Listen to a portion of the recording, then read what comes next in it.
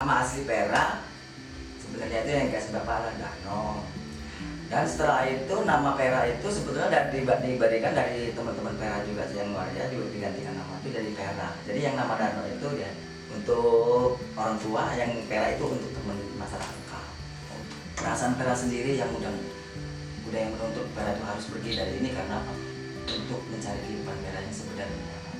Dari situ Vera pergi ke Jakarta ini awalnya pengen cari kerja kan, tapi kerjanya itu kan istilahnya belum dapat.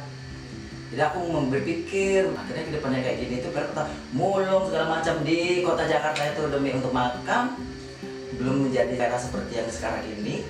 Vera tuh mulung segala macam apa dan apa yang Vera rasakan itu. Terus akhirnya Vera ketemu berjalan tuh ketemu sama seorang waria. Pertamanya waria itu istilahnya kenal sama Vera itu disangkanya Vera kan cowok. Mereka nggak ngerti. Akhirnya Vera bilang, Vera, aku mah sebetulnya sama seperti kalian, cuman aku nggak seperti kalian yang begini. Ya udah kamu banci ya kata gitu kan. Akhirnya ya udah sekarang gini aja, kamu dandan aja gini cari kehidupan yang enak lah katanya gitu untuk cari makan, bisa ngontrak, bisa segala macam. Akhirnya di situ Vera pikir, oh iya juga. Aku jadi begini seperti mereka.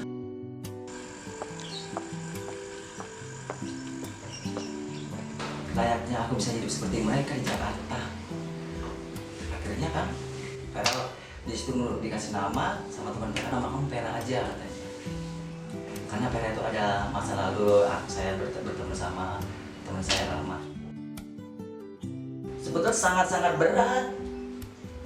berat seberat-beratnya itu inget kumpul keluarga di saatnya lebaran sama orang tua, sama mama, sama semuanya keluarga, sama ponak-ponakan. Di situ nggak bisa terbendung lah istilahnya masalah rindunya itu, rindu pingin ketemu kumpul setiap tahunnya. Orang tua selalu bertanya sama Vera tuh tentang kehidupan Vera tuh di Jakarta ngapa, kenapa pulang ke rumah nggak pernah membawa hasilnya itu bukan materi uang, tapi hasilnya itu anak dan istri. Cuman Vera berbohongnya karena apa? Karena Vera malu. Ponakan Vera semua udah ada nikah, yang dari kecil yang Vera urus semua udah pada nikah, adik Vera udah pada nikah, ponakan juga udah nikah. Jadi Vera pulang itu nggak bawa apa-apa, gitu, bawa duit. Mereka nggak mau duit, tapi yang maunya anak dan istri. Pengen mengungkapkan, Vera takut. Nggak diungkapkan, rasanya tertekan banget.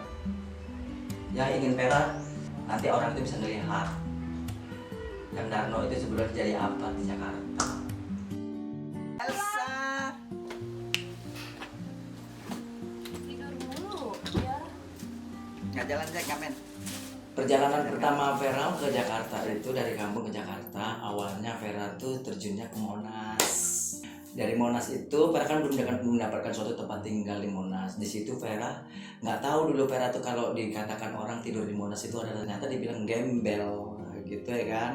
Nah di situ Vera ngerasa ya nggak apa-apa lah dikatakannya begitu, yang penting Vera bisa tidur di mana karena Vera belum punya tempat tinggal.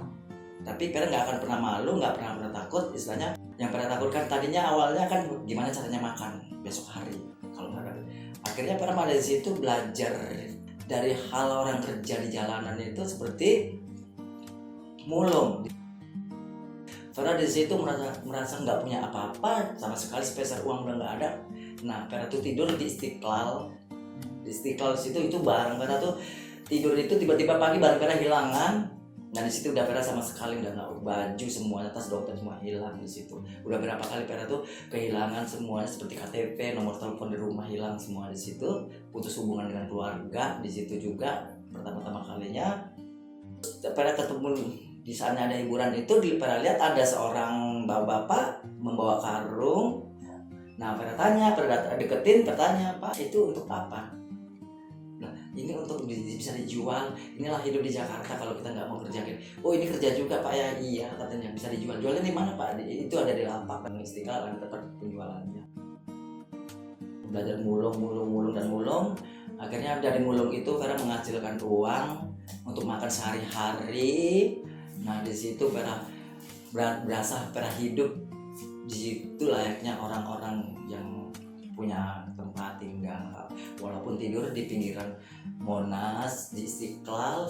Ternyata di Istiqlal juga banyak manusia yang tinggal di situ, tidur di situ sama seperti Vera. Jadi Vera situ nggak pernah akan takut dengan kehidupan di Jakarta, walaupun nggak punya keluarga tapi punya temen yang sama seperti Vera di situ.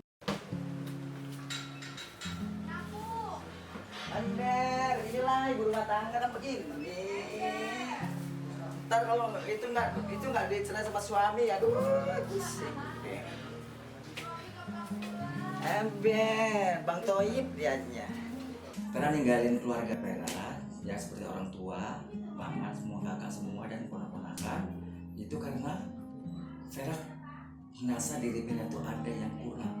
Kurangnya di mana? Kurangnya tentang Vera takut. Vera nggak sanggup ya istilahnya menghadapi nantinya tentang pernikahan. Jadi Vera pergi dari situ ya itu salah satunya dengan perasaan. Kalau mereka meninggalkan orang tua itu pernikahan mereka itu memang udah nggak cocok ya, cuman nggak cerai. Bapak mama tuh nggak cerai, cuman madu doang.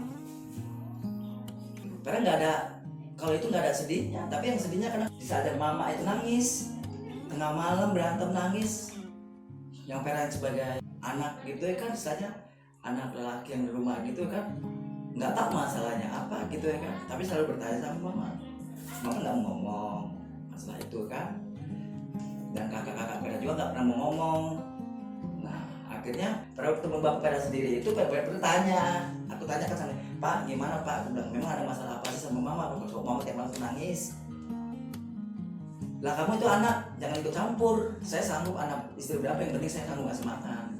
Saya bertentangan ya Pak, aku mau bertentangan lah sama dia. Karena nggak sanggup ngadapin kayak gitu, makanya Vera pergi kan. Tapi yang Vera pergi itu kasihan sama mama, yang kedua kasihan sama keponakan. Vera kerja, keponakan yang ada minta segala macam. Jadi Vera berjuang untuk ya awal pertama ponakan itu nonton di tempat orang itu ditutup pintunya ya, berusaha kerja rumah siang malam. Vera kerja itu untuk apa? Untuk ponakan, karena ponakan Vera itu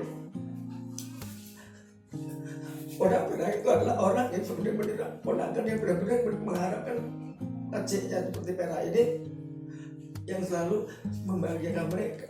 Nggak pernah mereka mau minta sama yang lain, tapi setiap pulang kerja mereka pasti ada aksi berdua ngumpul di rumah, aci Vera itu semua terus. Jadi Vera nggak tahan di situ, makanya berjuang membelikan itu dengan jadi Maya Vera sendiri. Akhirnya bahagia mereka di situ, kebahagiaan mereka ada di aku sudah ada di mereka. Vera yang berjuang untuk dia. Gimana ponakan Vera itu harus bisa seperti anak-anak yang lain. Vera harus berjuang sampai sekarang. Ponakan Vera juga masih minta kirimin duit, minta mohon maaf sama ponakan Vera yang sekarang ini. Kalau seandainya kalian nggak pernah tahu, pasti kalian yang dulu sekarang jadi namanya Vera itu nggak bisa bertemu kalian dengan secara apapun. Vera sedih banget, maksudnya Vera takut. Ponakan Vera itu nggak mau ngakuin Vera kayak masa yang dulu.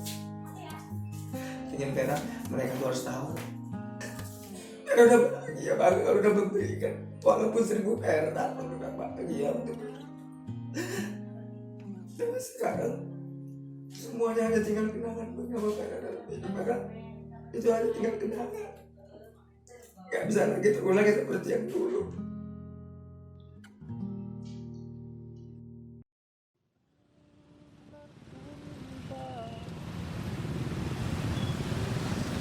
Ya gitulah, kalau selama Vera hidup di jalanan, cari uang di jalanan, ngamen di jalanan itu selalu banyak pro dan kontra. Pro dan kontranya terlalu banyak. Cuman istilahnya hal-hal apapun yang negatif dari orang lain itu Vera no comment, nggak Vera ambil semuanya itu ya kan, itu urusan masing-masing. Kan sifat orang itu ada suka dan ada yang nggak suka kan. Berusaha untuk memahami hidup orang. Kalaupun orang nggak pernah memahami hidup Vera, Vera yang berusaha memahami hidup orang. Sekalipun orang itu mengejek tentang hidup Vera, banci apa dan apa, itu urusan masing-masing. Kalau kita membalas, bilang aja, kamu kenapa menggonggong orang di jalanan?